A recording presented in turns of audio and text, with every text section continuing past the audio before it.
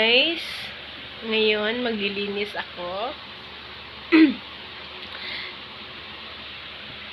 Magugulat kayo kung ano po yung mga laman at mga lilinisin ko dito sa aking kwarto.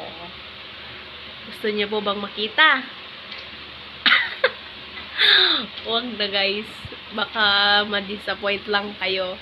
Pero pakita ko na lang.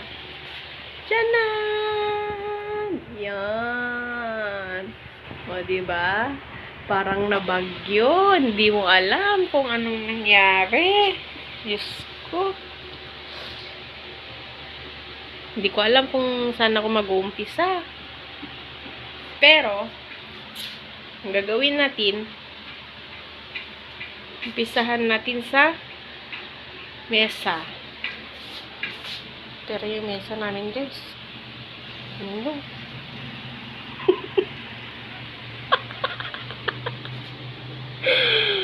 Isang taon na, parang isang taon na hindi nagamit. My God.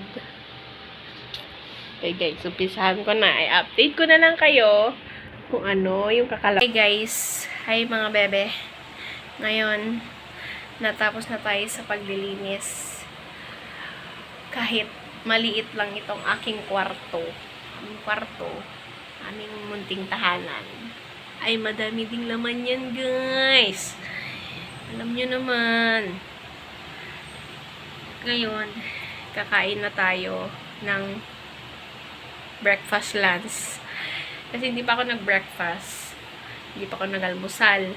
Ngayon, ang kakainin natin ay yung bigay dun sa pinuntahan naming debut kahapon.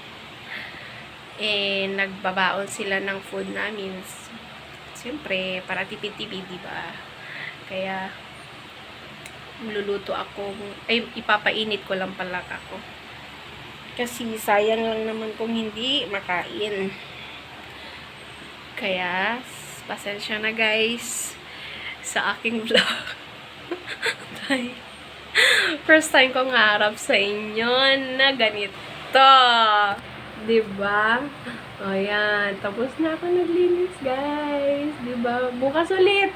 Paulit-ulit.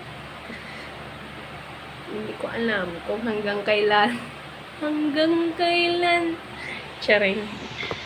Hindi, first time kong mag-vlog. Guys.